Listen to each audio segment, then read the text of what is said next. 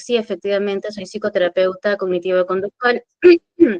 Soy licenciada también en psicología, tengo una especialidad en el área clínica, también una especialidad en el abordaje en crisis y también actualmente pues me desempeño en el cargo de orientadora psicológica en una universidad.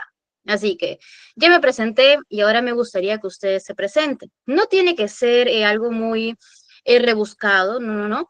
Algo sencillo, por ejemplo, cuál es su nombre, qué expectativas tienes del curso, por qué te has matriculado, por qué te has inscrito o has ingresado a este curso, habiendo tantos tan bonitos, pero ¿qué te llamó la atención?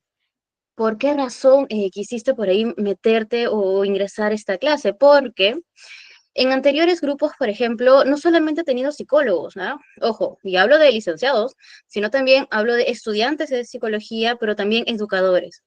Así como también otro tipo de profesionales que sinceramente me asombró mucho y me agradó la idea de poder trabajar con ellos. ¿Por qué? Porque te brindan otra visión de lo que está sucediendo desde sus puntos de servicio, desde su punto de abordaje, por ejemplo, ¿no? Es diferente la manera en cómo un educador puede abordar a sus estudiantitos, por ejemplo, dependiendo del nivel, ¿no? Inicial, primaria, secundaria. Y lo mismo sucede desde el ámbito de un psicólogo. Es diferente la manera en la que puede abordar ya sea a sus pacientes como a sus beneficiarios. Pero bien, ok, chicos. Oh, ok, ok. Alberto me comenta, buenas noches a todos. No puedo abrir mi micrófono. No, no te preocupes, Alberto, no hay problema. Escríbeme por el chat, por favor. Preséntate, chiquitito. No sé, por ejemplo, soy Jenny, tengo tantos años. ¿Cuál es tu carrera? ¿Qué expectativas tienes del curso? ¿Por qué te has inscrito a este maravilloso curso? Es muy bonito, definitivamente, muy bonito. Ajá, por aquí nos comentan, buenas noches. Ajá, ok, ok. Anónimo, porque no logro ver aquí el nombre, me dice, o nos dice buenas noches, ajá. Tiene una pequeña que fue diagnosticada con autismo nivel 1 y va al colegio con ella para poder controlar. Ah, soy Nina. Hola Nina, ¿cómo estás? ¿Qué tal?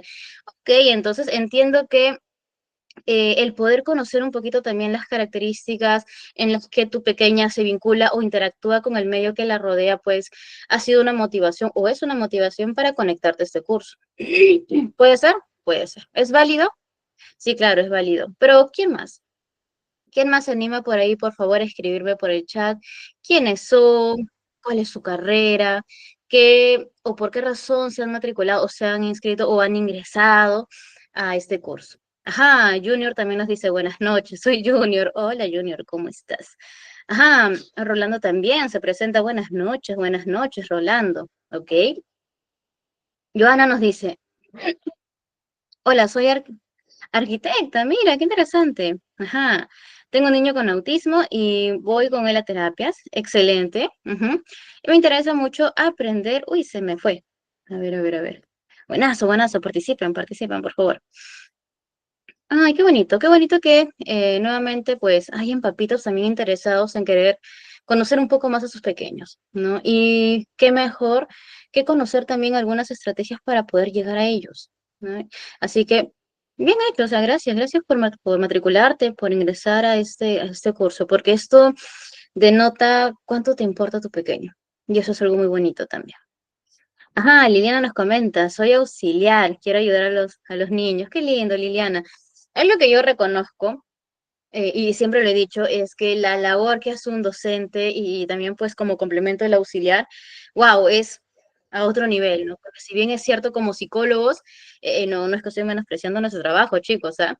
Pero como psicólogos podemos ver un pequeño una hora y media quizás y de ahí, y una vez a la semana, pero los docentes y también como complemento auxiliares ven a los pequeños de lunes a viernes. Y qué mejor que ellos para manejar gran información de sus pequeños y conocerlos de inicio a fin. Entonces es bastante bonito. También he tenido la oportunidad de ser responsable del departamento de psicología en un colegio y he podido ver la dinámica de cerca, por lo que definitivamente puedo confirmar que es una chamba, es un trabajo muy bonito y bastante interesante también. Qué bonito. Gracias, Liliana. Ok, Aisha nos comenta, a ver, soy Aisha y estudio psicología clínica. Qué bonito, ok, futura colega, buenazo. Caroline nos dice, ok, soy Michelle, bachiller en Derecho y hace 3 meses fui diagnosticada. Ok, ajá. ansiedad y quisiera ayudarme. Qué bonito, qué bacán. Qué bueno, Caroline. Creo, o Michelle, perdón. Creo que, y lo que acabas de comentar es algo muy valioso, ¿no? Yo considero que nunca terminamos de conocernos. Siempre va a salir algo nuevo por ahí que va a hacer entender el por qué reaccionamos o por qué interactuamos de determinada manera, ¿no? Y qué bonito que tomes esta decisión de ingresar a este curso por ti. Y algo que yo siempre le digo a mis pacientes es, en tu jerarquía de motivaciones o de prioridades, recuerda que primero eres tú, segundo eres tú y tercero eres tú. Jenny, pero qué egoísta puede sonar esto. Bueno, entonces seamos egoístas de vez en cuando. ¿Por qué? Ah, te chismeo, te cuento. Porque sucede, mis estimados, que muchas veces nos dejamos a nosotros de lado, ¿por qué? Por intentar satisfacer las necesidades o expectativas de otras personas. Y eso pues a veces no nos damos cuenta, pero eso también pues nos limita a nosotros el poder crecer. Por ende, qué importante es poder seguir trabajando en nosotros mismos y a través también de estos cursos poder conocer un poquito cómo poder trabajar conmigo. Claro, quizás el trabajo no va a ser igual que un especialista, ¿verdad? Pero puedes adquirir nuevas estrategias o adaptar algunas herramientas para poderlos hacer tuyas también, claro que sí. Y ya les voy adelantando, ¿eh? A lo largo de mi experiencia trabajando con una gran diversidad de pacientitos, niños, adolescentes, jóvenes, adultos mayores, algo que he entendido en el transcurso del desempeño de mi profesión es que no existe una estrategia de cabo a rabo, ¿no? Es decir, no es que ya, eso lo tienes que hacer, o sea, por ejemplo, ¿no? Si tú ves ahí, por ejemplo, no todo tiene que ser blanco o negro, ahí está, para poner un ejemplo. A veces también tenemos que tener en cuenta que existen matices en el medio. Y quizás para nuestro paciente no se adecua ni el blanco ni el negro. Entonces, ¿qué hacemos? Buscamos en los matices. Porque la idea es que el paciente se sienta cómodo con las herramientas que estamos poniendo en práctica. Y para poder saber qué tan cómodo se siente un paciente, también es importante tener un buen rapport, un buen vínculo. O como yo también lo llamo en estas sesiones o en este curso, un buen match con tu beneficiario, con tu paciente. Porque eso te va a permitir a ti, como especialista, poder llevar o poder completar el plan de tratamiento, ya sea terapia breve de 6 meses, como un plan de tratamiento un poquito más largo. Es más, por ejemplo, en lo personal aún tengo pacientitos que regresan cada vez que sienten que están entrando en crisis. Ahora, si tú me preguntas, Jenny, pero eso está mal, eso significa que el paciente nunca ha mejorado, no. Ojo, las recaídas es parte del proceso también. Y es bueno que mis pacientitos puedan decir, hey, no me siento tan bien emocionalmente o algo está pasando, voy a regresar con Jenny. ¿Por qué? Porque eso significa que hay un mi paciente, porque eso significa que ha habido un vínculo sano, un vínculo bonito, un vínculo que le ha permitido crecer. Así que si por ahí tú tienes un pacientito o ya estás haciendo tus prácticas y tienes la duda de si tu paciente que has atendido ya no va a regresar nunca más, déjame decirte que está en piedra. Puede pasar que regrese. Y si regresa, pues en buena hora, ¿no? Y si no, tampoco es que seas mal psicólogo, ojo, sino que cada paciente tiene su propio ritmo también. Y hay que aprender también a soltarlos de vez en cuando, ¿sí? Ok, buenazo, perdón, estoy un poquito mal de la garganta, pero ahí vamos, ahí vamos. Andrea nos comenta, estoy en mi tercer ciclo de psicología, qué bonito. Esa época de la universidad, qué bonito se siente, excelente, gracias Andrea. Brigitte nos dice, a ver, voy en la secundaria, ok, bien Brigitte, pero me gustaría saber sobre estos temas de psicología, me interesaría estudiar algo relacionado a eso. Mira, qué interesante, buenazo. Esperamos, Brigitte, que durante este tiempo pues puedas también absolver tus dudas. Cuando yo también estaba en la universidad, perdón, en el colegio, también tenía mis dudas de si estudiar medicina, si ser psicóloga, si ser abogada y así. Me iba por varias carreras, ¿no? Pero al final, pues, opté por la psicología porque, al igual que tú, Brigitte, intenté buscar información referente a esta carrera.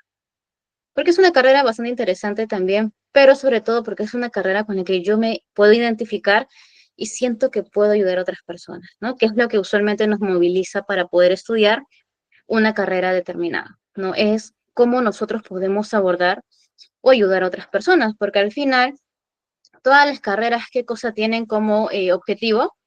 Brindar un servicio, básicamente, todas las carreras.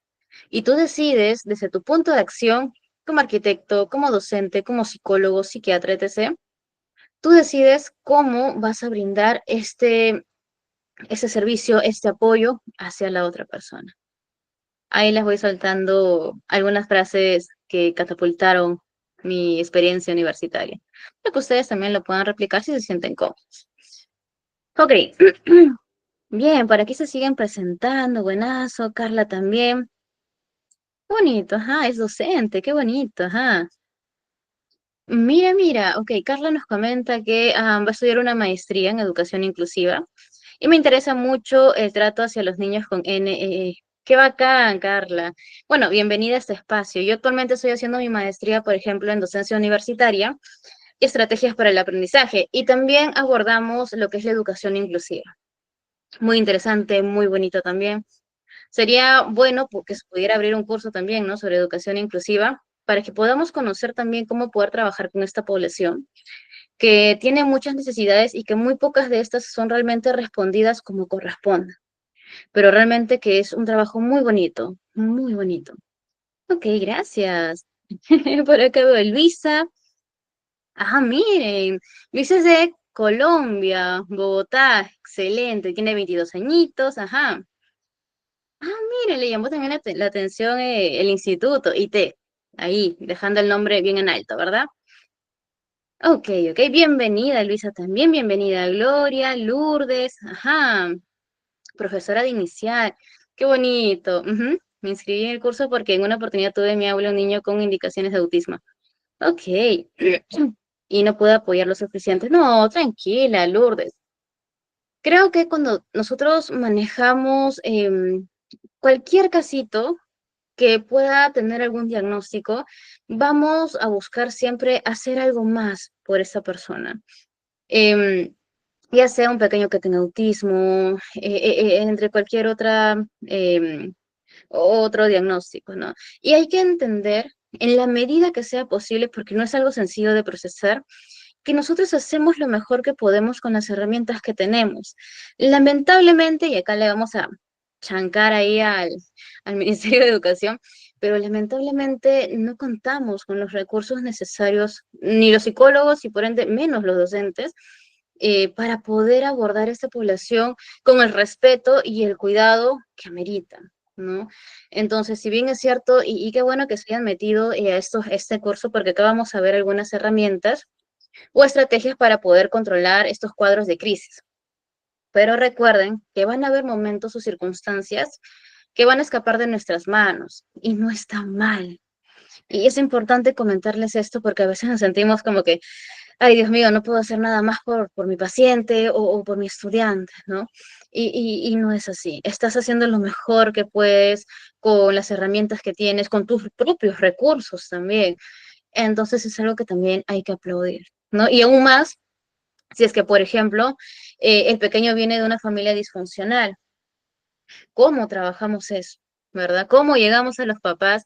Y me ha tocado ver casitos muy duros de niñitos o pequeños de 3, 5 años en los que los padres están no habidos o donde los papás están metidos en lo que es consumo de sustancias, entre otras cosas, y por ende está bajo la tutela de la abuelita, ¿no? Entonces, ¿cómo trabajamos con este pequeño? Que por ahí está comenzando a presentar algunas conductas que no son funcionables, que no son saludables tampoco por un pequeño de 3 años.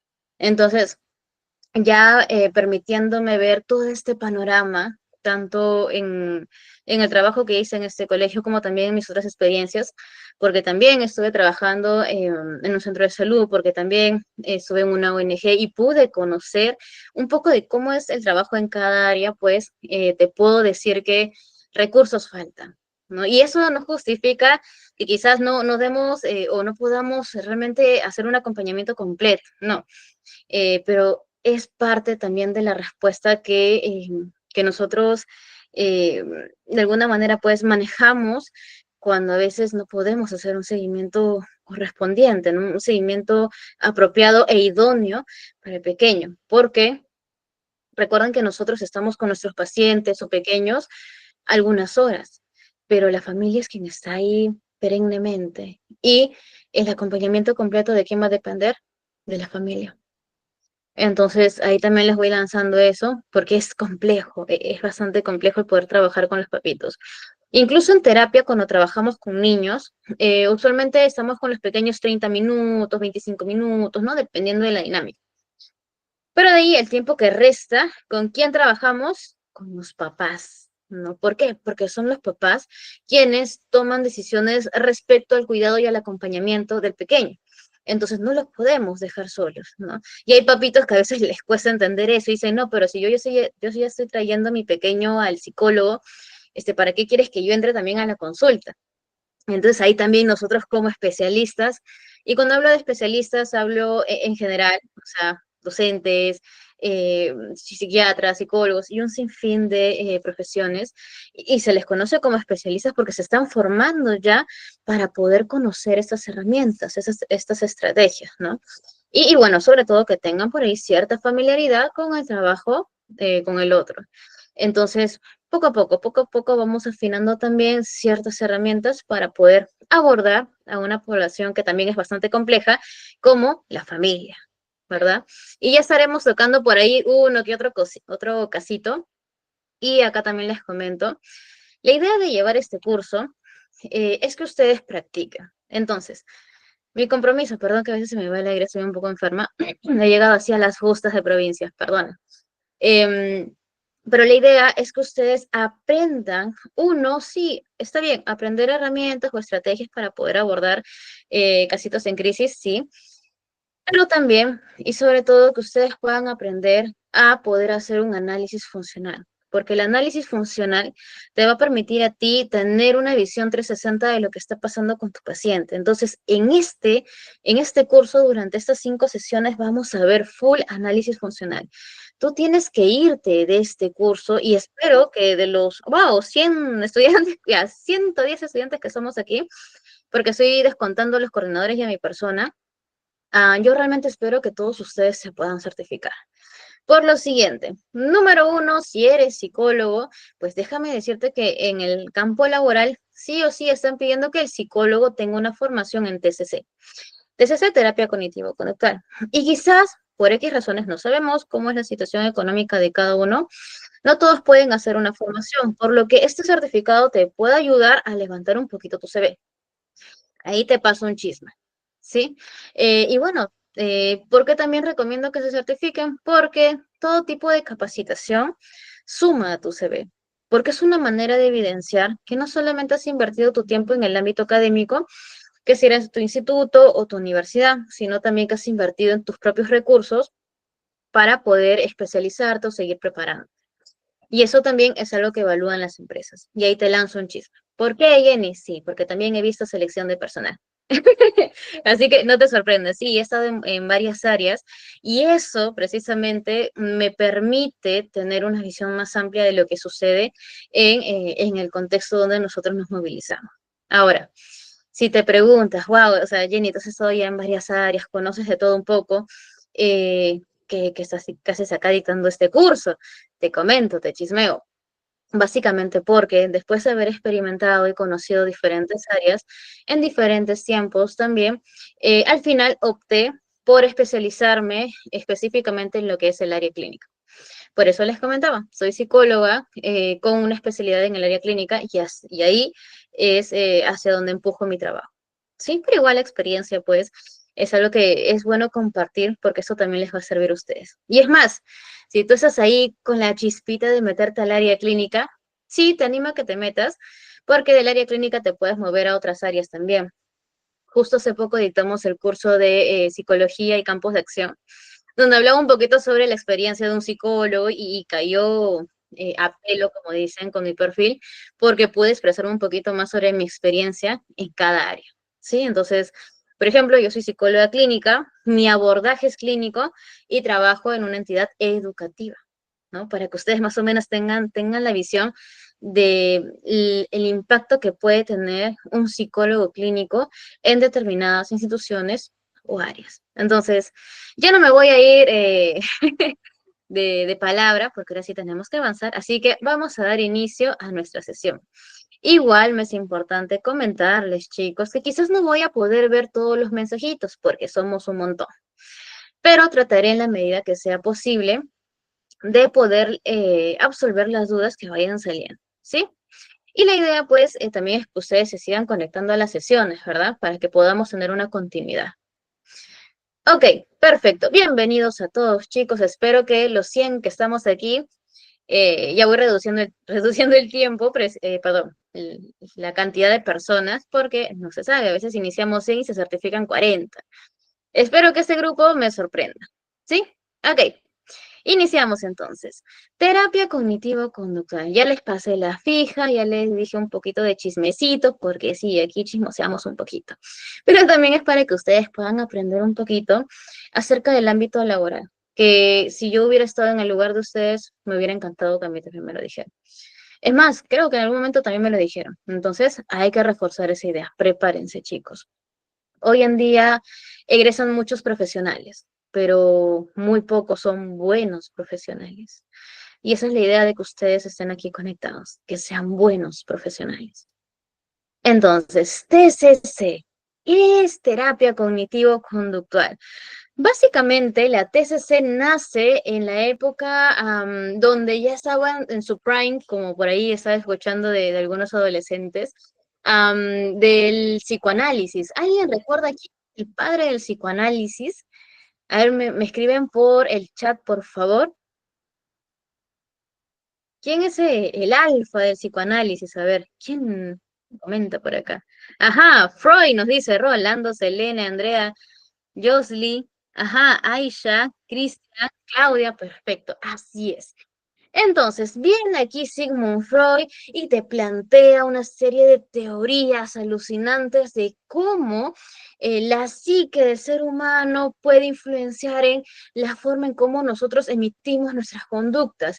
Y claro, en ese entonces, pues, la población de estos tiempos estaba muy asombrada por lo que Sigmund Freud estaba proponiendo, ¿cierto? Y no era para menos, porque si hablamos de Sigmund Freud, hablamos de una entidad, magnífica, que puso un antes y un después en la psicología.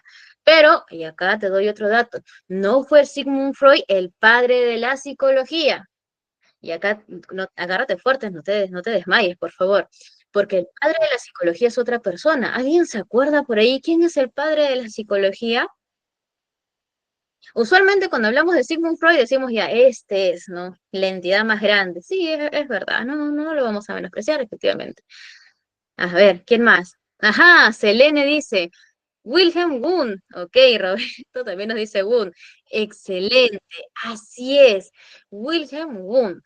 Este señor fue el padre de la psicología. Y es entonces, y es importante contextualizar quién es el padre de la psicología para saber exactamente en qué momento nos estamos ubicando. Sí, y poder identificar también cuáles son nuestros principales exponentes dentro de la aparición o dentro del desarrollo de la psicología. Entonces, ya hablamos de Sigmund Freud, Wilhelm Wundt. ¿Qué pasa con la TCC? ¿Cuándo aparece la TCC? La TCC surge como una necesidad de poder, vamos a ponerlo así, reforzar, de poder demostrar empíricamente todos estos procedimientos que Sigmund Freud estaba proponiendo. Porque Sigmund Freud no estaba equivocado. Por ahí tenía sus cositas que sí, efectivamente, estaban relacionadas. Pero la TCC nace como una necesidad de que la psicología se convierta en ciencia. No solamente a través de lo que nosotros podamos interpretar, sino a través de un proceso más empírico, más estructurado, de poder evidenciar cómo nosotros nos estructuramos a nivel cognitivo para poder emitir una conducta. Y básicamente la TCC hace su aparición a mediados de los años 50 del siglo pasado, ¡epa! Ahora, perdón, ahora, Ya sabemos que la TCC nace como una respuesta a esa necesidad de demostrar que la psicología tiene un proceso empírico, sustancioso. Ahora, ¿cuál es el objetivo de estudio de la TCC? Exactamente para qué. Ok, Nils también comenta por aquí. Sigmund Freud es el padre del psicoanálisis. Así es, efectivamente.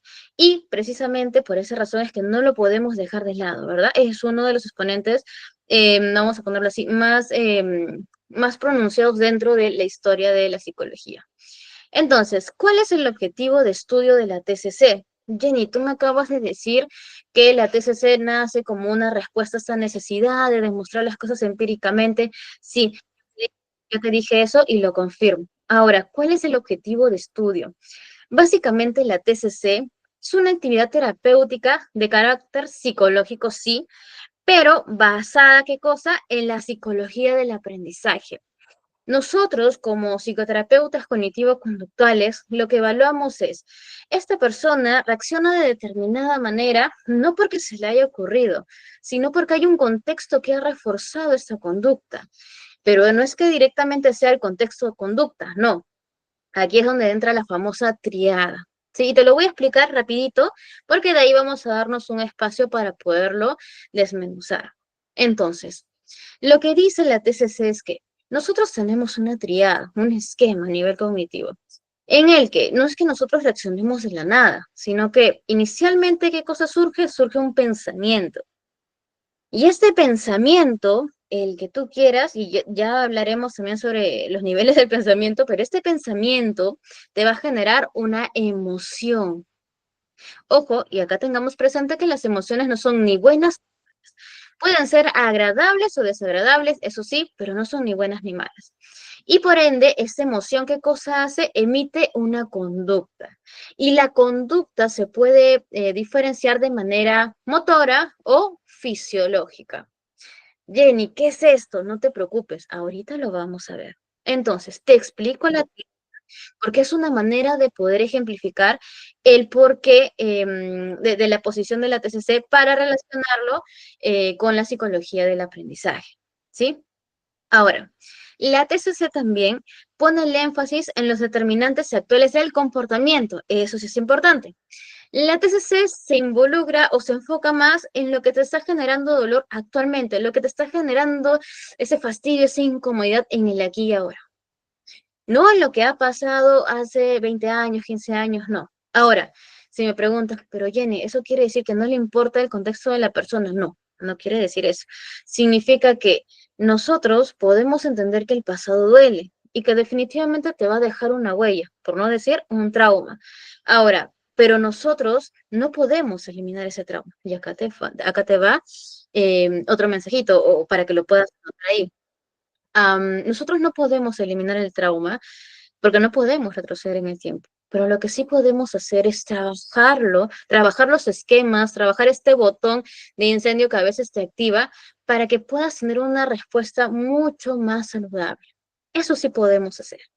Entonces, ¿qué cosa hacemos? Trabajamos con la conducta actual que le está generando malestar en base o en relación al trauma que ha vivido, pero no retrocedemos atrás para poder abordar el trauma, porque no podemos cambiar. ¿Qué pasa con las personas que van a terapia? Y en realidad es una decisión muy saludable para uno mismo. Cuando una persona va a terapia y hablamos de los traumas, porque es parte de la historia clínica hablar de los traumas, también entendemos que los traumas, lamentablemente, es algo que no vamos a poder borrar, pero que podemos a lo largo del tiempo aprender a qué cosa, a regular para que la emoción o la conducta que pueda emitir al momento de reactivarse situaciones similares a las del trauma pueda ser más llevadera, ¿verdad? Entonces, básicamente, como les vuelvo a mencionar, nos basamos en la conducta actual. Sí es verdad que nosotros tomamos ciertos aspectos históricos, porque hay algo que le ha activado a la persona, pero oficialmente nos dedicamos a poder trabajar la conducta problema actual. Ahora, el tratamiento conductual también, y eso sí se ha demostrado, es eminentemente activo, implicando la realización de qué? De actividades o tareas por parte del interesado en su medio ambiente natural. Parte del proceso psicoterapéutico es poder establecer tareas que sean no invasivas al paciente, sino que puedan ser amenas, manejables, para que el paciente pueda realizarlas, ¿no? Quizás van a haber una que otra tareas que puedan ser un poquito movilizantes, pero igual, dependiendo de la observación del especialista, se hace o se revisa si es que está haciendo una tarea tranquila, no agradable o muy invasiva, ¿sí? Ok, y también, pues como les mencionaba, el objetivo del tratamiento es la conducta, ¿sí? Y los procesos subyacentes, que era la triada que les mencionaba, que es pensamiento, emoción y conducta. Y la conducta se puede dividir en fisiológico y motor, pero ahorita te lo voy a explicar, ¿sí? Y nuevamente, como les mencionaba también, la TCC se conceptualiza básicamente en que la conducta es aprendida. ¿Y es aprendida por qué? Por diversos factores que han tenido que vivir las personas. ¿Para qué cosa? Para poder reaccionar o para generar este carácter que tienen en el aquí y ahora. Hasta aquí. ¿Hay alguna pregunta, chicos, antes de poder iniciar? O continuar, perdón. Me cruzo, me cruzo. Ajá, Maffer nos comenta por aquí, cambiar comportamientos disfuncionales por conductas más adaptativas. Qué interesante. Yo creería que es más trabajarlos, ¿no? Es un proceso el poderlos trabajar. Y recuerden que durante cada proceso psicoterapéutico, pues son comprensibles las recaídas, por lo que cuando hablamos de cambiar, hablamos de que ya no va a volver a pasar lo mismo, ¿verdad? Entonces, usualmente yo cuando hablo con mis pacientes les digo, todo lo que vayamos a alcanzar durante esas sesiones es logro tuyo, ¿no? Yo te puedo guiar en la medida que sea posible, pero al final lo que se obtenga es por ti y para ti. Y tú decides, ¿no? Tú vas a tomar las decisiones acerca de las tareas que vamos a proponer. Y la idea es que tú te sientas cómodo con ello. Ajá, Andrea nos comenta. Entonces, el objetivo de estudio de la TCC es el comportamiento y el aprendizaje que nos llevó a tener ese comportamiento. Así es, efectivamente. Lo trabajamos. Así es. Gracias, Andrea. Mejor resumido, imposible. Así es. Básicamente nos enfocamos en el comportamiento y también pues el proceso de aprendizaje que lo ha llevado a desencadenar ese tipo de conductas. Así es. Bien dicho, Andrea. Ah, verdad, se me estaba pasando. Igual, también voy a estar conversando con coordinación para saber si les podemos regalar algunos puntitos, porque como bien saben, parte de la certificación es que ustedes rindan una evaluación, pero tranquilos, tranquilos, ya su coordinadora les estará explicando un poquito más. Y para poder levantar un poquito el promedio, vamos a ver si les podemos otorgar unos puntitos, ¿sí? Correcto, ajá, por acá Barbosa nos comenta, se trata de modificar y trabajarlo. Correcto, así es. Hay que trabajar. Bien. Perfecto. Bien, ok, entonces está quedando bastante claro. Excelente. Continuamos entonces. A ver, como les mencionaba hace un momento, la TCC parte de la idea de que la conducta adaptada o desadaptada es aprendida, como bien ustedes comentaron. Y puede moldearse, ojo con eso, moldearse por medio de los principios de aprendizaje. Entonces, de esta manera, ¿qué pasa con los terapeutas? Van a enfocar su atención en la conducta que nosotros observamos y el medio en el que esta se desencadena o se desarrolla para poderla abordar, ¿sí? Y por eso es que les comentaba que en algunos casos se requiere de un acompañamiento familiar, porque quizás el contexto familiar no está siendo muy saludable también para la persona. O quizás debido al diagnóstico requiere de un acompañamiento más minucioso, o sea, que la familia esté presente, porque quizás la familia es más disfuncional, puede ser. Entonces, es importante, o sea, ¿qué tal impacto puede tener la familia en el desarrollo psicosocial de una persona? ¿Verdad? Ahora, ok, esto ya lo vimos. Bien. Ahora sí, se viene la carnecita del asunto, así que no te vayas, por favor, no te desconectes. Algo que les digo a todos mis chicos es que aprovechen esas oportunidades que se van a dar, ya sea para trabajar en grupos, porque por ahí los vamos a estar mandando a salas. ¿Para qué? Para que puedan hacer networking, o sea, para que amplíen su red de contactos, ¿sí? Y todo con mucho respeto. Eso sí, por ahí he visto que algunos estudiantitos me han estado agregando a LinkedIn. buenazo y los he aceptado también. A veces no recuerdo por los nombres, porque son muchos, pero sí en la medida que los veo y que por ahí me comentan, me mandan unos, los agrego, no hay problema.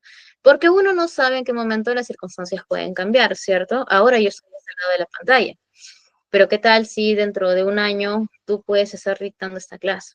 Entonces, siempre es bueno tener por ahí tu red de contactos, o quién sabe si por ahí alguno de los chicos que está aquí conectado te puede jalar algún trabajo. Puede pasar, claro que sí. Entonces, ahora sí, vamos a la carnecita del asunto. Estábamos hablando de los elementos de la conducta, hablábamos también de la triada, ¿cierto? Ok, te lo voy a presentar de esta manera. Todos nosotros efectivamente tenemos traumas de la infancia. Quizás traumas de las que no somos muy conscientes, pero que están ahí. Entonces, ¿qué pasa con ese trauma? ¿El trauma lo superas, lo olvidas, se acabó y ya está? No, cuando hablamos de un trauma significa que va a dejar una huella anémica en nosotros, o sea, en nuestra historia, en nuestro ser. ¿Y qué pasa? Pasa que cuando tú vuelves a pasar una situación similar a la del trauma, ¿qué pasa? Aparece un botoncito de emergencia y este botoncito es automáticamente presionado por ti y te activas de esta manera, reaccionando de una manera similar a la que reaccionaste cuando sucedió este trauma. Por ejemplo, am, para aquellos pacientes que vienen de una familia violenta, donde el papá maltrataba a la mamá, ¿no? Y esto generó en ellos un trauma. Puede ser que más adelante también, ¿no? Cuando ellos estén conociendo o ellas estén conociendo a una persona y esta persona intente levantarles la mano o intenten gritarles, ¿qué va a pasar con este paciente? Se va a activar. Se activa de tal manera que comienza a aislarse, le puede responder mal también o puede caer en un cuadro de crisis. Entonces, una situación similar a la que esta persona vivió, que en su infancia era un maltrato familiar, ¿no? Al momento de revivirse en su relación presente, hace que se active, ¿verdad? Y esta activación genera un pensamiento. Por ejemplo, me va a golpear, no soy suficientemente bueno para esa persona, no soy imperfecto, etc. Por lanzar algunos pensamientos. Y este pensamiento va a generar una emoción. Tristeza, cólera, ira, angustia, ansiedad, entre otras. Y esta emoción, a su vez, va a generar una conducta. Y yo les mencionaba, en la conducta tenemos dos maneras de responder, de una manera motora y de una manera fisiológica. La motora viene a ser la acción que yo hago con mi cuerpo. Por ejemplo, ya esta persona me está gritando, comienzo a pensar, soy imperfecto, me va a maltratar, me lo merezco, etc. Comienzo a sentir ira, miedo. Por ende, ¿qué hago? Puede ser que la deje hablando sola y me vaya, ¿no? Esa es una reacción, una conducta motora. Irme y darle la espalda, ¿no? Irme caminando, ¿no? O correr hacia otro lado, ¿no? O quedarme callado también es una conducta motora, por si acaso. Y también está la conducta fisiológica, que es todo lo que pasa internamente en tu cuerpo. Por ejemplo, comienzas a sentir una aceleración cardíaca, tu cuerpo comienza a temblar, comienzas a sudar frío, ¿no? Antes de que de emitir la conducta motora. Y de esta manera podemos demostrar cómo esa triada se relaciona entre sí ante una situación que en varias circunstancias puede ser de activación para uno. No sé si ahí me estoy dejando entender. Igual si no, me comentan. Los voy a leer, los voy a leer, los voy a leer. A ver. A ver, a ver, a ver, a ver. Uy, sí hay bastantes. A ver, voy a tratar de leer todos. Ajá, Flor nos comenta, ser constantes en la práctica después de las sesiones terapéuticas. Es cierto, y no es sencillo, ¿eh? No es sencillo ser constantes. Pero es parte también del proceso, ¿no? Algo que yo les digo a mis pacientes es, nadie sabe lo que a ti te cuesta el levantarte todos los días, arreglarte, cambiarte, sonreír a otras personas. Por lo tanto, yo creo que esto es un logro. Otras personas no lo van a ver así, ok, ese es su roche, pero eso no deja de ser tu logro, es tu logro, porque nadie sabe el dolor que te consume y aún así intentas estar bien, ¿no? Y claro que sí, debe haber una constancia. Gracias, Flor. Michelle nos comenta, es verdad, en mis sesiones me han pedido que también esté mi familia. Sí, así es. ¿Por qué? Y acá te paso otro chisme. Cuando nosotros trabajamos con pacientitos como TLP, ansiedad, depresión, sin fin de causísticas, dependiendo del nivel, vamos a solicitar el acompañamiento de la familia, salvo en algunos diagnósticos que ahí sí ya, o sea, independientemente del nivel, sí o sí tiene que ir la familia, por más nivel uno que pueda estar, tiene que ser la familia. Pero en otros casos, como por ejemplo ansiedad, nivel uno, ahí sí, podemos trabajarlo directamente con el paciente. Pero si ya vemos que está moderada o elevada, ahí sí requerimos el acompañamiento familiar, dependiendo de la perspectiva del psicoterapeuta. Y sí, el acompañamiento familiar es importantísimo. ¿Por qué? Porque como les mencionaba, nosotros como especialistas vemos a los estudiantes, a los beneficiarios, a los pacientes, una vez a la semana, en otros casos de lunes a viernes, pero de 8 a 1 de la tarde, de 8 a mediodía, y de ahí no sabemos nada más del pequeño, del estudiante, del paciente. Entonces, es importante poder trabajar con la familia porque sus crisis pueden aparecer cuando estén con la familia. Y la familia tiene que saber también cómo abordar estas crisis. Cuando un paciente esté en crisis, sí o sí se tiene que abordar la crisis. No podemos esperar a que el paciente se le pase la crisis. No, no se le va a pasar solito. Tienes que abordar, tienes que preguntar, tienes que hacer algunas herramientas o estrategias para poder regular esa emoción. Una vez regulada, recién ahí podemos soltar o dejar ir a nuestro paciente. Pero como sabemos que nosotros no necesariamente vamos a estar las 24 horas con nuestro paciente, con nuestro beneficiario, ¿qué vamos a hacer en ese caso? En ese caso tenemos que cosa que informar, que capacitar o psicoeducar a la familia para que le brinde el soporte necesario en caso de crisis. Por eso es necesario el acompañamiento familiar, para que más o menos me deje entender. Ahora, una vez me hicieron esta pregunta que fue muy interesante, definitivamente. Bien, tú me hablas del acompañamiento familiar, pero ¿qué pasa si este pacientito no tiene familia y es huérfano?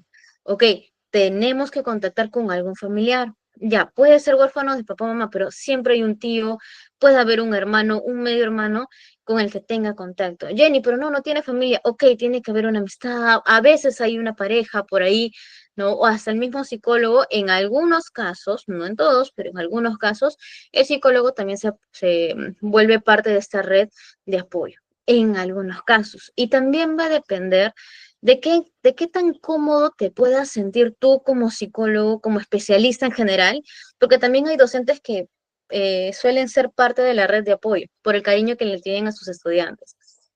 Eh, pero va a depender de uno también, porque ser parte de la red de apoyo de un paciente no es algo sencillo, también genera un desgaste emocional. Y es importante poder establecer también nuestros límites cuando consideremos que son necesarios establecerlos. ¿Sí? Ok, buenazo. Ajá. Barbosa nos comenta, ¿se podría denominar como una manera defensiva de afrontar los traumas? Sí, puede ser una manera defensiva, puede ser una manera evitativa, sí, definitivamente. Cada persona reacciona de una manera totalmente diferente al trauma, ¿no? Por ejemplo, he conocido por ahí colegas que han perdido o han visto el fallecimiento de algún familiar en su niñez, ¿no? Y han visto cómo la persona agonizaba frente a este niño, ¿no? En este caso mi colega. Y claro que eso te genera un trauma. Y es entonces que este colega me dice, yo no puedo trabajar, por ejemplo, con pacientes oncológicos. ¿Por qué? Porque no puedo procesar la información de ver cómo algunos de ellos están en cuidados paliativos, por ejemplo. ¿Por qué? Por el trauma, ¿no? Y en este caso, por ejemplo, lo que está haciendo es evitar ese tipo de circunstancias. Puede ser. ¿Sí? Y sí, también es una manera pues de cuidarse, ¿no? De cuidar su psique también, porque puede ser que su modo vulnerable se vea también pues invadido, ¿verdad? Ajá, Carla nos comenta, se activaría un escudo, claro. Ujú, es una manera de protegernos. Y nosotros también, ¿eh? Nosotros no estamos fuera de esa población. Y es importante comentarlo. Sí, sí, sí. Y es más, algunas personas dicen que muchos de los que trabajamos directamente con el trato con la otra persona, docentes, psicólogos, médicos, no sé, enfermeros, nutricionistas, etc., porque también tuve enfermeros en mi otro salón. Am, Usualmente hacemos esto porque también hay una necesidad de nosotros, ¿no? De sentirnos también apoyados, de sentirnos escuchados, de sentirnos cuidados, por ejemplo. Entonces sí, claro que sí, puede ser, no puede ser que se activa como un escudo. O sea, de alguna manera, también escuché que algunas profesiones que nosotros escogemos es como una manera de sublimar em, también algunas necesidades personales, ¿no? Y sí, puede ser, puede ser, puede ser. Nuri nos comenta, y cuando pasa de manera contraria, en vez de tener miedo, actúa en el ok, o sea, se defiende, ¿no? O sea, en lugar de irse, le comienza a gritar, ¿no? O la golpea, ¿no? En el caso del ejemplo de esta pareja o de este chico que estaba en una relación aparentemente violenta. Bueno, en ese caso igual se está activando. Se está activando, ¿por qué? Porque quizás en su trauma él recordaba que su papá golpeaba a su mamá, entonces él vuelve a repetir ese patrón, se está activando. Cuando uno se activa, puede tener una conducta evitativa, confrontativa, la que sea, y sigue siendo o se le va a seguir conociendo como un proceso o un estado de activación, independientemente de si evita el problema o si lo confronta. Sigue siendo una situación de activación. Y en ese caso, por ejemplo, sí habría que abordarlo desde otra perspectiva, porque ya estaríamos hablando de una persona violenta. Y, por ejemplo, en el CEM, que es el Centro de Emergencia Mujer, recuerdo que estaban haciendo también este círculo de soporte para aquellas personas que, ay, se me fue la palabra, que sometían a violencia a otras poblaciones, ¿no? Diré sobre todo varones, pero también en mujeres. Así que no descartemos eso. Pero sí, claro, también hubo un intento, una red de apoyo para esa población también. Así que sí, es bastante llamativo. Sí, así que busquen también, por ejemplo, ahí en Google, cheque cuáles son las funciones del CEM. El Centro de Emergencia Mujer brinda apoyo a nivel psicológico y también a nivel judicial en caso de violencia contra la mujer. Por si ustedes conocen algún casito, alguna paciente o la mamá familiar de algún beneficiario, estudiante, pueden también brindarle esta información. Es muy valiosa y también bastante, bastante necesaria. Y hay un SEM bastante cercano a donde vivimos. En cada distrito hay un SEM. Sería bueno que también lo puedan investigar. Ok. Ajá. Ajá, Cielito nos comenta, no necesariamente siempre reaccionan de manera agresiva, ¿cierto? Así es. No necesariamente. Ajá. Puede reaccionar de manera pasiva, dependiendo de cómo se sintió la persona en el pasado en una situación similar. Así es, claro, sí, sí, sí, o sea, puedes o bien reaccionar como el agresor o reaccionar como la víctima, puede pasar. Y recuerden que nosotros repetimos patrones, patrones que hemos aprendido de nuestra familia. Así que si tú, por ejemplo, estás en una relación que no es sana para ti, evalúa tus patrones. Hay patrones que no son saludables y es importante, es un poco difícil, pero es importante detectarlos porque cuando identificamos nuestros patrones, podemos, ¿qué cosa? Comenzar a cortarlos, porque aún podemos hacer algo al respecto. ¿Verdad? Entonces, pero también es un proceso. Sí, no es que ya si tienes un patrón, estás atada a ese patrón para siempre. No, no tiene que ser así.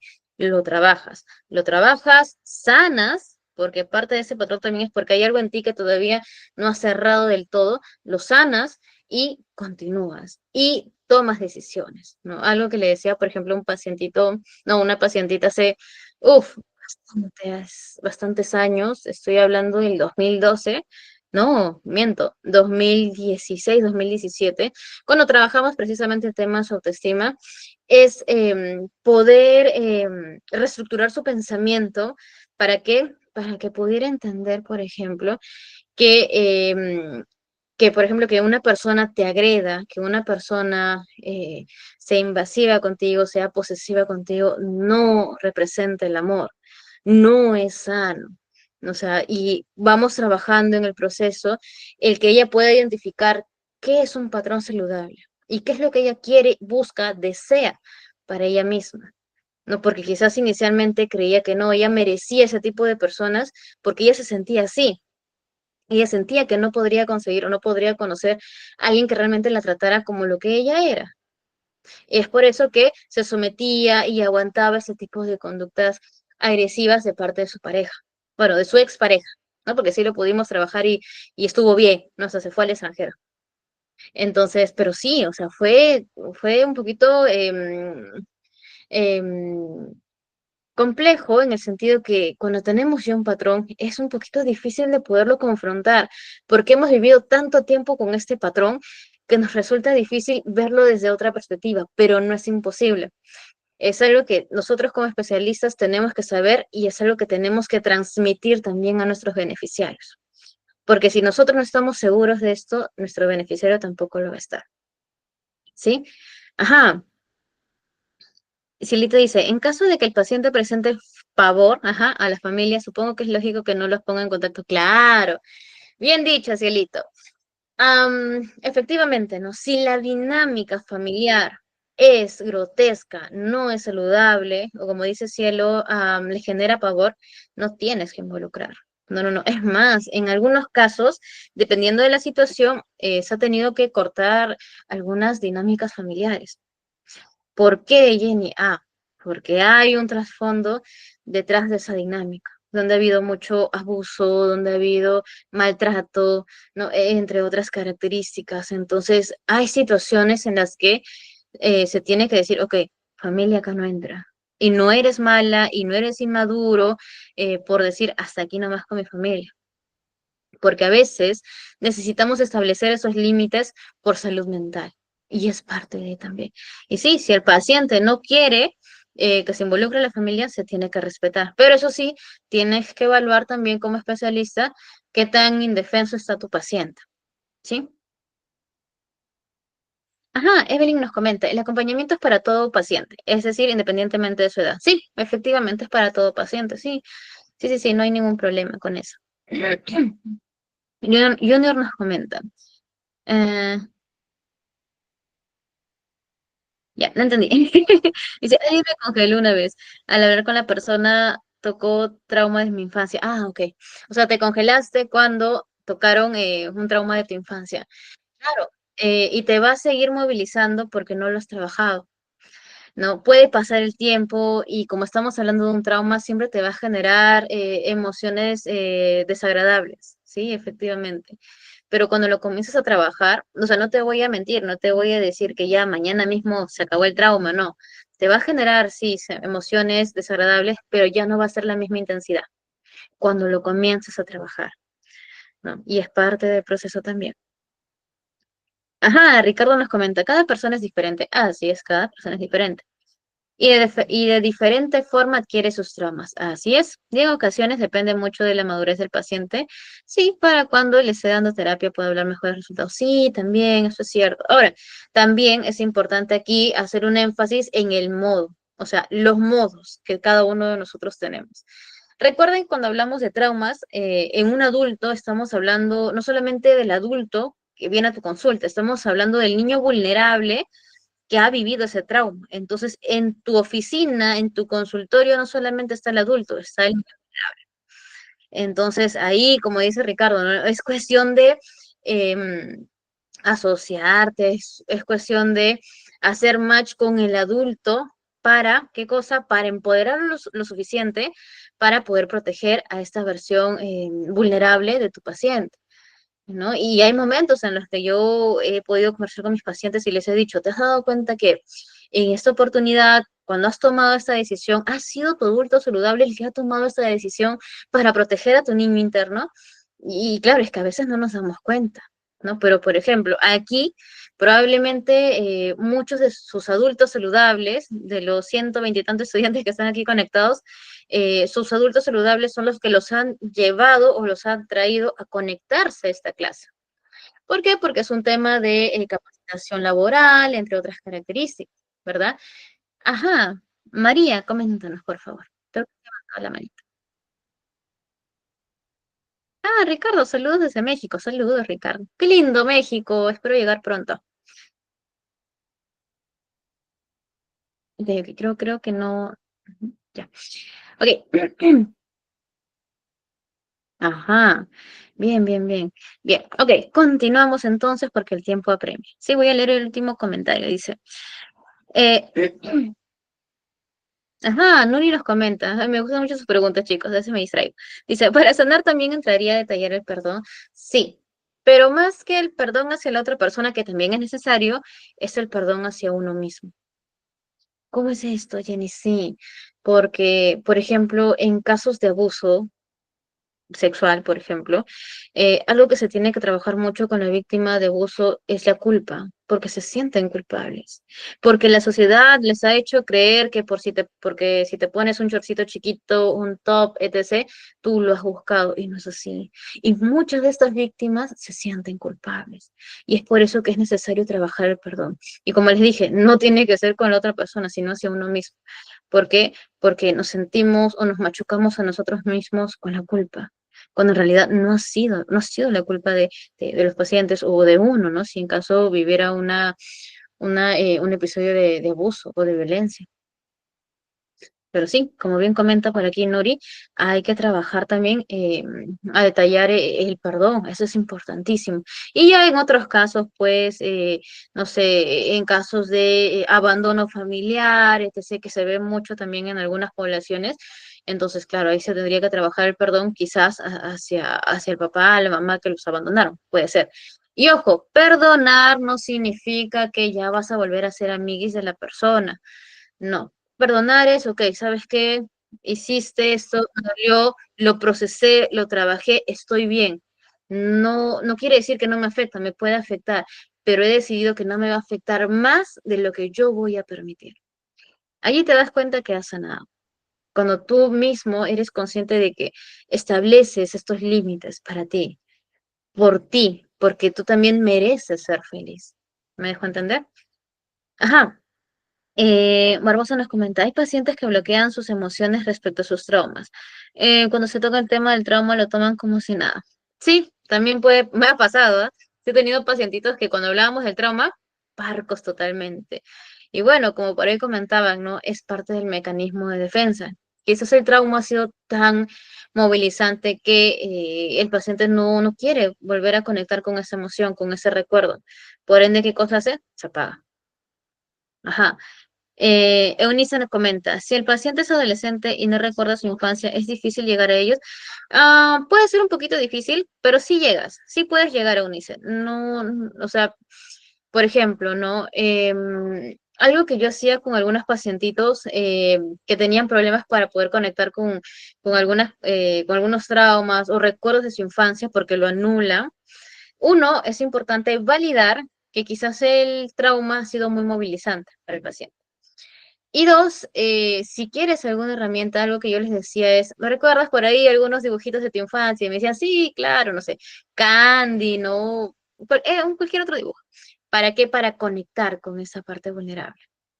¿Sí? Y ahí, pum, es que agarramos o salían por ahí algunas frases, algunas oraciones, algunos comentarios del trauma vivido. Y ahí es cuando poco a poco vamos entrando. Puede ser también que algunos pacientitos no se sientan cómodos de poder trabajar el trauma, aún porque quizás no se sienten listos para procesarlo y está bien. Y por eso como especialistas es importante darles a los pacientes este espacio para que ellos puedan ser ellos mismos, ¿no? O sea, que no se sientan juzgados, porque quizás lo que han vivido ha sido muy movilizante, muy traumático en su debido momento. También puede ser. Ujú. Ajá, miren, por acá nos están pasando sus tips también. Steven nos comenta, yo uso para conectar lugares donde visitaba de niño. Y pum, ¿se acuerda? Ya ven, chicos, aquí está. Eso me gusta de trabajar aquí con ustedes, que nos podemos pasar algunos tips. Buenazo. Por favor, ahí revisan lo que he comentado de Steam, que, por ejemplo, para conectar usa algunos lugares o le pregunta algunos lugares que haya visitado cuando era niño, ¿no? Y pum, suele hacer el match. ¿Funciona? Sí, en algunos casos, por ejemplo, hay adolescentes que llegan a consulta, pero porque el papá lo trae a la fuerza. Entonces, ¿cómo hacemos para interactuar con el adolescente si no quiere estar ahí? Eso le pasó a un colega, ¿no? Que, por ejemplo, iba a la primera, segunda sesión y el adolescente no decía ni pío. ¿Y qué pasó? Que él se dio cuenta, el colega, que ese chico venía siempre con unos audífonos y en el polo estaba estampada el nombre de una banda.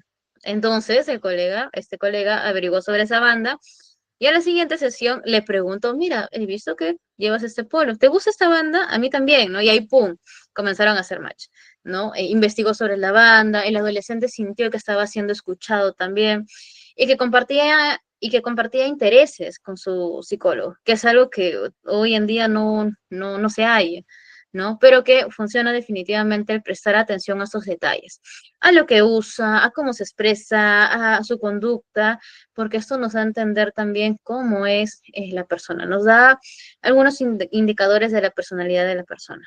Ujú. Ajá, perfecto. Ok, chicos. A ver, a ver, a ver. Me parece que los audios todavía no están habilitados, así que coméntenme por el chat, por favor, coméntenme por el chat para poderlos leer. ¿Sí? Ok, por si están levantando la mano. Ok, entonces, les hablaba un poquito sobre la triada y ahora les voy a dar algunos ejemplos. Ok, cuando hablamos de la triada, hablamos de pensamiento, emoción y conducta, o también conocida como respuesta.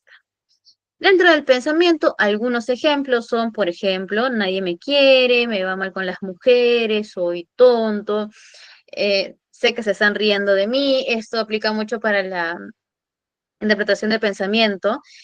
Por ejemplo, ¿no? Puede ser que tú estés caminando con tus libros y justo pasa por tu costado esa chica o ese chico al que no te agrada. Y pasa por ahí con tu némesis, ¿no? Y justo pasan los dos. Tú estás pasando y ¡pum!, se te caen los cuadernos, o los files, o las copias. Y estos chicos se comienzan a reír. Entonces, ¿qué puede pasar en ese caso, no? Que tú interpretes esa conducta como se está riendo de mí. Puede que sí, puede que no, pero tú lo estás interpretando así. Porque en realidad, pues, no lo sabes, pero lo interpretas. Y nosotros somos muy, sobre todo los que por ahí tienen un diagnóstico de ansiedad, suelen hacer mucho lo que es la interpretación de pensamiento. ¿Por qué? Porque la ansiedad es una preocupación excesiva del futuro y esa inestabilidad es lo que hace que quieran interpretar lo que está sucediendo a su alrededor para bajar esos niveles de ansiedad. También otro pensamiento puede ser yo no le gusto a ella, o quizás me va a ir mal en el examen, ¿no? Bueno, si no has estudiado, sí te va a ir mal en el examen, ¿no? Pero por eso van a estudiar, ¿verdad? Y algunas emociones por aquí está, por ejemplo, el miedo, la alegría, la tristeza, el enfado, el asco, todas las emociones intensamente prácticamente, la curiosidad, admiración, sorpresa, culpa y la seguridad también, ¿no? Son algunos ejemplos, pueden haber más emociones, ojo con eso. Y a nivel de respuesta, tenemos dos, la fisiológica y la motora. Entonces, a nivel fisiológico, puede ser los escalofríos, sudor, malestar estomacal, dolores de cabeza, respiración pesada, dificultad para recuperar el aliento, temblor, tensión o dolor muscular, pueden ser. Y a nivel motor está, por ejemplo, el contestar el teléfono, ir a comer, perdón, ir a correr, ya tengo hambre por aquí, caminar también, no hablar, también es una conducta motora. Ahora, si me preguntas, pero Jenny, no hablar es no decir nada, ¿no? ¿Por qué sería una conducta motora si no está haciendo nada el paciente? Ah, porque está emitiendo la conducta física de no hacer nada. Por ende, sí es una conducta motora. Un poquito confuso, yo sé. A mí también me costó entenderlo al principio, pero sí, se le considera el no hablar como una conducta motora. Ok, entonces, hasta aquí, ¿me estoy dejando entender, chicos?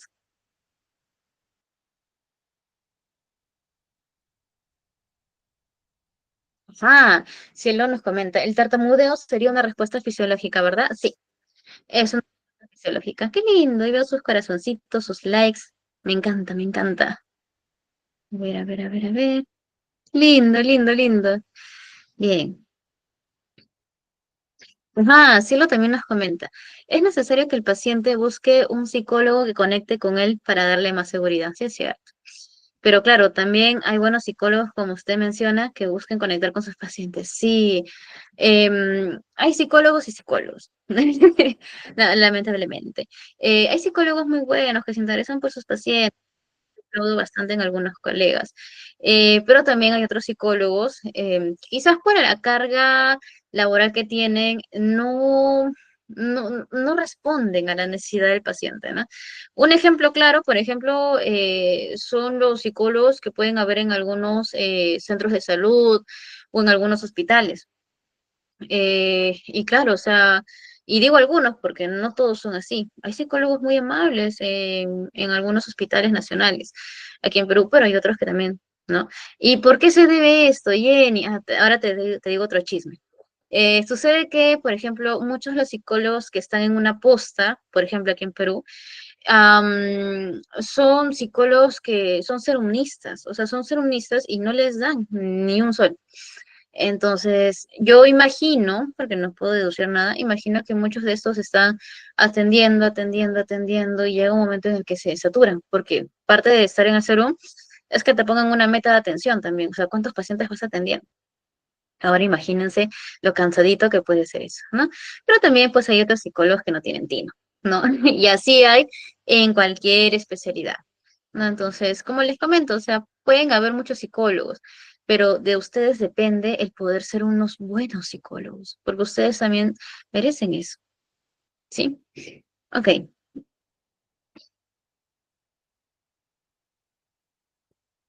Ujú. Ok, ok. Estoy tratando de leer sus preguntitas. Ujú. Ok. Ajá, por acá Steven nos comenta, ¿no? El serum, la atención lo hace rápido solo por cumplir una meta. Sí, es verdad. Y también, pues, a nivel del serum, pues, han reducido más las plazas donde se les pagaban a los psicólogos. Y han abierto o han aperturado más plazas en colegios, pero también ad honorem. Entonces, claro, también hay cierta incomodidad de parte de la población de los psicólogos, ¿no? Hoy en día. Ok, chicos, buenazo. Bien, entonces, ahora sí, vamos a la conducta disfuncional. ¿Qué es una conducta disfuncional? Básicamente, la conducta disfuncional es aquella que va a impedir qué cosa, la adquisición, perdón, la adquisición de respuestas nuevas, socialmente deseables, ¿no? Como por ejemplo, la ansiedad. Ahora, la ansiedad no tiene que ser del todo mala, ¿eh? La ansiedad tiene también por ahí un lado, vamos a ponerlo así, amigable, entre comillas. ¿Por qué, Jenny, me estás diciendo eso? Porque gracias a la ansiedad es que te conectaste a la hora a este curso. Gracias a la ansiedad es que presentaste todos tus trabajos en la universidad, entre otras características. Entonces, la ansiedad no tiene que ser mala en sí misma, ¿no? Todos nosotros hemos presentado en algún momento síntomas de ansiedad. Y ahí va la diferencia. Una cosa es presentar síntomas de ansiedad y otra cosa es tener ansiedad como tal. Sí, y es importante hacer esa diferencia. ¿Por qué? Porque usualmente tendemos a decir, no, esta persona es ansiosa. Yo soy ansiosa, ¿no? Él es ansioso, etc. Pero en realidad lo que están presentando son síntomas de ansiedad. Y los síntomas de ansiedad todos lo hemos presentado de alguna manera, ¿sí? Entonces, claro, cuando ya estamos hablando de ansiedad como patología, o sea, como enfermedad, ya podríamos decir que esta conducta, por ejemplo, de estar revisando constantemente el celular a ver si esa persona te responde, o tener por ahí algún otro tipo de conducta que pueda ser repetitiva y que puede ser disfuncional para ti, y bueno, si es disfuncional para ti, por ende no te va a permitir adaptarte en el contexto donde te vas a desempeñar. Entonces, ¿qué cosa va a generar esto? Que no puedas desarrollar respuestas nuevas socialmente deseables. En ese sentido, te vas a comenzar a aislar de las personas. O las personas también van a marcar cierta distancia. ¿Por qué? Porque no van a comprender quizás lo que te está movilizando o lo que estás viviendo en el aquí y ahora. También una conducta disfuncional puede generar o va a generar sufrimiento o daño psicológico y físico también, ya sea a uno mismo como también a otras personas. Por ahí estábamos hablando del caso de esta pareja que tenía por ahí un precedente de venir de una familia que era violenta, ¿no? Y por ahí poníamos los dos escenarios. ¿Qué pasa si este paciente reacciona y golpea, por ejemplo, a su pareja, ¿no? O por el caso contrario lo evita, ¿no? Entonces puede generar, como les mencionaba, daño a sí mismo si se deja pegar o inclusive a otra persona. Es solo por poner un ejemplo. Y también la conducta disfuncional va a interferir también con la emisión de otras respuestas, ¿no? Esto va a generar también que hay un bloqueo en el flujo del comportamiento. Por ejemplo, un estado depresivo. Cuando estamos en un estado depresivo, usualmente nos deja de generar placer algunas actividades que nosotros disfrutábamos antes. Por ejemplo, si antes te gustaba salir a correr todas las mañanas, lo dejas de hacer. ¿Por qué? Porque estás en ese estado depresivo. Dejas de consumir alimentos también, entre otras características. Y esto ya se le considera una conducta disfuncional. Ahora, algunos puntos de trabajo. Básicamente, la TCC nos va a ayudar a aprender técnicas para qué, para poder lidiar con situaciones estresantes en la vida. Ahora, si te das cuenta, aquí dice que te va a brindar técnicas. No es que va a eliminar el estrés de nuestras vidas. Bueno, fuera, ¿verdad? Para todos los que somos Team Cortisol, bueno, fuera que nos eliminara el estrés. Pero sí es cierto que algunas técnicas nos va a ayudar a qué cosa, a regular la emoción del momento. ¿Para qué? Para poder continuar con el día a día que nosotros tenemos que ejecutar o las actividades que tenemos que hacer. Además de eso, la TCC nos va a ayudar también a identificar otras formas de las emociones. Para la próxima clase ya vamos a ver un casito para que ustedes puedan ir poniéndolo en práctica, puedan ir poniendo en práctica, perdón, la triada que les mencioné. Y también un ejemplo para que ustedes puedan explicarle a sus pacientes es que imaginemos, ojo, para que ustedes les expliquen a sus pacientes el tema de la triada. Imaginemos que nosotros somos jinetes expertos, ya muchísimo tiempo galopando caballo. Y justamente tienes una carrera. Tú eres el jinete, tienes tu caballo. ¿Y qué necesitas para poder controlar a tu caballo? Necesitas unas riendas, ¿cierto? Ok. Ok, inicia la carrera, tú sales. Y quizás en una de esas pasa un pericotito por ahí, una serpiente, y el caballo que pasa se descarrila. Y por ende tú sales volando del caballo. Ahora, ¿qué pasa en esa situación? No es que tú seas un mal jinete, no es así, sino que pueden haber circunstancias que puedan hacer que tu caballo en algún momento se pierda del control que tú estás ejerciendo. Y precisamente ese caballo vienen a ser tus emociones. El jinete eres tú y las riendas vienen a ser los recursos que tú utilizas para intentar controlar a tu caballo. Y van a haber momentos en que tu caballo se va a descarrilar. ¿Por qué? Por el sinfín de circunstancias que puedan suceder. Pero eso sí, siempre como buen jinete vas a regresar a tu caballo. Ahora, no es que el caballo va a desaparecer, no, el caballo va a seguir ahí y tú vas a poder regresar y vas a continuar con la carrera. Sí, y es una manera más amigable quizás de poderles explicar a nuestros pacientes o a nuestros beneficiarios cómo es que funciona la triada del pensamiento, perdón, cómo es que funciona esa triada de las emociones en relación a uno mismo. ¿Sí? O sea, cómo nosotros podemos regular nuestras emociones, siendo el caballo nuestras emociones y nosotros el jinete. Bacán. Ahora, también la TCC nos ayuda a solucionar conflictos en las relaciones y aprender mejores formas para comunicarnos. Es cierto, pero como por ahí ustedes comentaban, también va a depender de la madurez del paciente. Ahora, recuerden que así como ustedes van con técnicas y herramientas y recursos, tu paciente o tu beneficiario también tiene sus propios recursos y es importante encontrarlos durante las sesiones. ¿Para qué? Para potenciarlos. Sí, y además de eso también, pues, la TCC te puede ayudar a afrontar el dolor o las pérdidas, pero es un proceso también el poderlo trabajar, así como también superar algunos traumas emocionales relacionados al maltrato, perdón, o la violencia. Pero recuerden que es un proceso.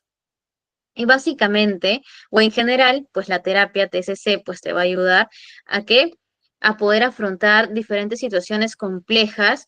Tiene también una alta confiabilidad en cuanto a la efectividad de sus procesos, pero también es importante que tu paciente, así como tú vas a conocer durante estas 5 sesiones, a poder trabajar lo que es su análisis funcional, también es importante que ese análisis funcional se lo puedas enseñar a tu paciente, porque de esta manera él también va a poder tener una visión más amplia de lo que está sucediendo consigo mismo. Pero, como les comento, va a depender precisamente de cómo nosotros consideremos que nuestro paciente está avanzando, porque quizás desde tu perspectiva como psicoterapeuta o como especialista consideras que todavía en ese momento, y no está mal también, tendrías que evaluar, ¿sí? Ok, antes de pasar a las conclusiones, chicos, ¿hay alguna consultita? Ajá, aquí veo algunas consultas. Bien, bien, bien, bien, bien. A ver, Vamos por Selene. Selene nos comenta, ¿cómo se podría trabajar un caso de depresión con la TCC? Ya. En el caso de depresión, como les mencionaba, la idea es volverlo a conectar con aquellas actividades que ha abandonado por diversas razones. En ese caso, Selene, tendrías que, uno, trabajar el pensamiento, y lo haces por medio de lo que es la reestructuración cognitiva. Dos, generas un espacio de activación conductual. Tres, haces lo que es el acompañamiento familiar. Puedes también hacer el análisis funcional para poder saber qué cosas están que lo activan en determinados momentos también, entre otras herramientas. Me parece que también hay un curso que están habilitando para poder abordar la TCC y ansiedad. Pero ahí te voy lanzando algunas herramientas que puedes poner en práctica para poder abordar un caso de depresión bajo el formato de TCC. Ajá. Michelle nos comenta, ¿existen casos que estas conductas disfuncionales generen incapacidad permanente en la persona que lo sufre? A ver, voy a volver a leer tu pregunta, perdón. Mira, podría pasar, Michelle, pero sería en un caso muy, muy extremo. Y tendríamos que evaluar la historia del paciente, ¿eh? Porque también pues hay algunas patologías que se consideran también pueden ser genéticas, ¿no? Como por ejemplo la esquizofrenia. He visto, yo en lo personal no trabajo con esquizofrénicos.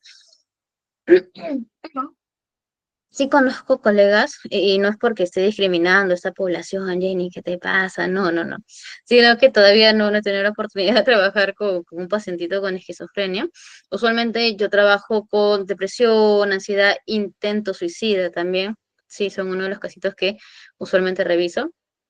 Entonces, lo que sí me han comentado mis colegas es que usualmente la persona, ¿no? Se desarrolla sin ninguna dificultad hasta cierta edad, hasta que sucede una situación que lo activa. Y esta activación puede generar que hay un quiebre en la psique del paciente que puede generar a su vez que desarrolle esta patología de esquizofrenia. Y algunos también respaldan esta idea por la creencia de que puede ser hereditario, ¿no? Si el papá, la mamá tuvo esquizofrenia, es probable que el paciente también lo desarrolle. Es probable, sí. Así es. Jesús nos dice autorregularse. Sí, la autorregulación es muy importante. A ver, Israel nos dice, sí, la triada cognitiva de Beck puede ayudar también en problemas con la ansiedad. Sí, claro, Israel. Es muy bueno también. O sea, te va a ayudar también, sobre todo lo que es la reestructuración, ¿no? O sea, cuando hablamos de ansiedad, como les mencionaba, hablamos de una preocupación excesiva del futuro. Y en los casos de ansiedad, sí o sí se tiene que trabajar pensamiento. El pensamiento, ver actividades en las que el paciente pueda buscar la manera de desfogar esa energía, porque cuando tenemos ansiedad estamos muy elevados con la energía.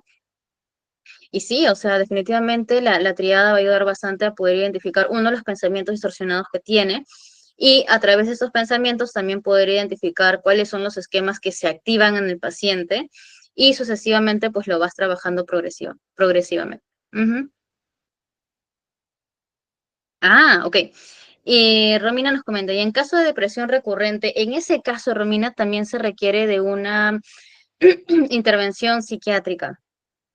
¿Por qué? Porque quizás hay algo ahí que le está activando, ¿no? O quizás, como una vez un médico me explicó, me dijo de esta manera, a veces en nuestra cabecita, o sea, nos pasan diferentes situaciones que es tan difícil de procesar que nuestra cabecita no procesa las sustancias requeridas para poder generar esa regulación que el paciente requiere.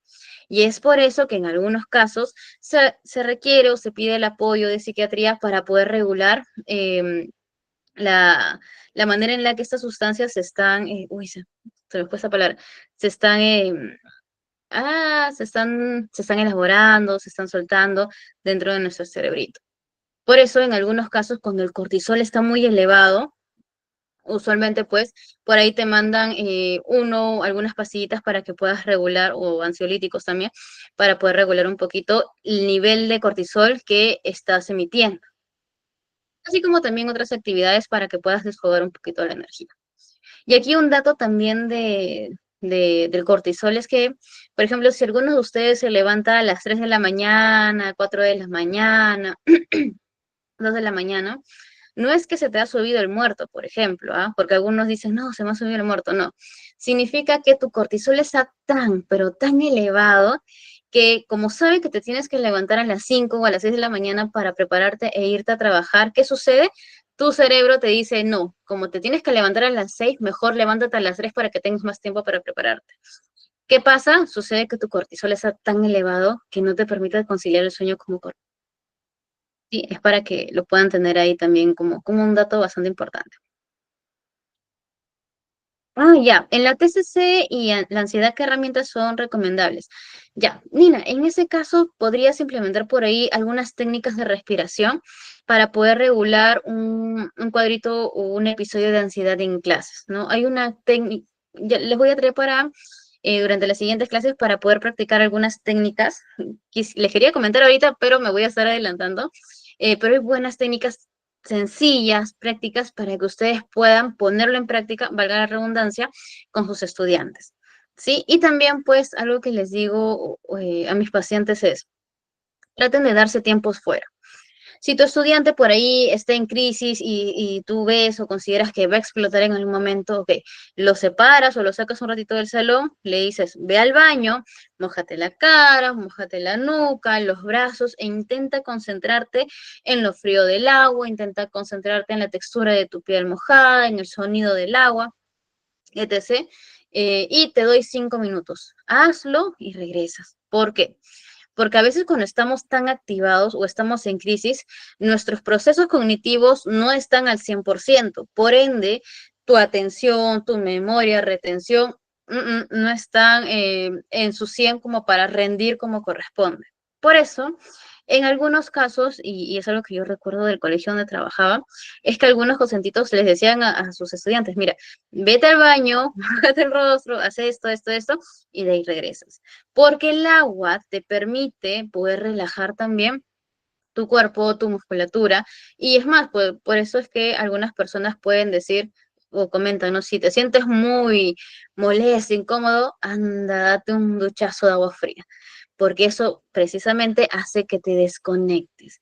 El agua te ayuda muchísimo a poder regular un poquito los niveles de ansiedad que se puedan estar generando, pero eso es momentáneo, ¿sí?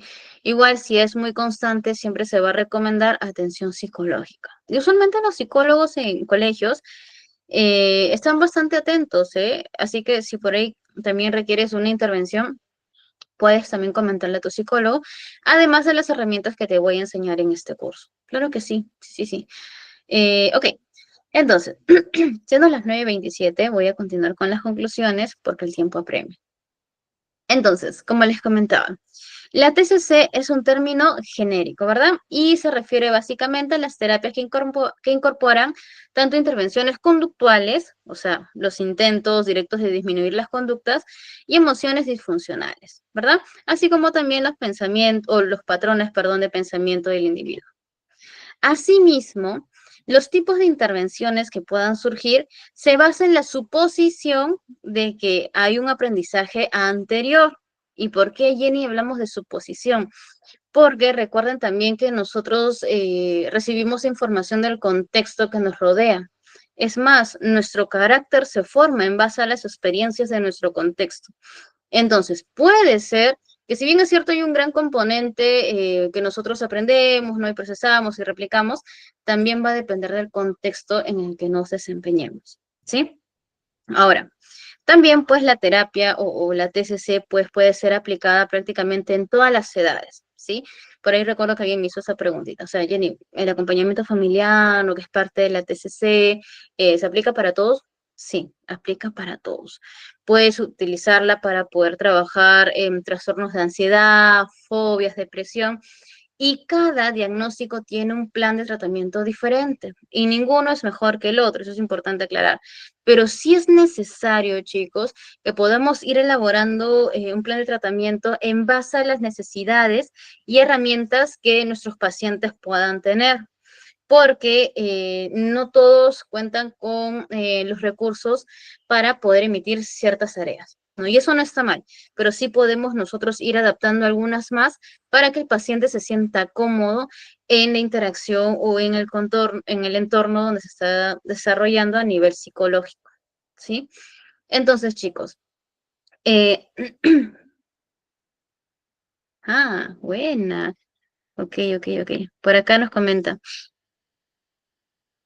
Evelyn nos comenta, a ver, una consulta.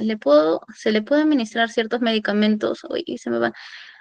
Cuando el niño es muy inquieto, pero ese niño tiene su diagnóstico que es epiléptico. Ok, tendrías que llevar, si es niño, tienes que llevarlo a un neuropediatra, Evelyn, para poder ver o para poder saber si es que podría tener alguna alteración o dificultad, aplicarle algunos medicamentos, ¿no? Junto con las pastillas para poder trabajar o tratar la epilepsia. Tendrías que llevarlo a un neuropediatra. Es la mejor respuesta que te puedo dar, Evelyn. Porque usualmente si medicamos a alguien que ya se lleva un tratamiento, puede generar complicaciones. Así que en caso de medicación, siempre se recomienda que vayan de frente con el especialista, que en este caso son los médicos. ¿Sí? Ok, chicos. Bien, entonces, siendo ahora sí las 9:30, vamos a dejar nuestra sesión hasta aquí, pero igual yo los espero en nuestra próxima sesión para seguir conversando un poquito más y conociendo más acerca de esta área o de esta especialidad que es bastante interesante y muy bonita. ¿Sí? Muchísimas gracias, chicos. Ya nos estamos viendo en la próxima clase. Bonita noche. Cuídense. Chau, chau.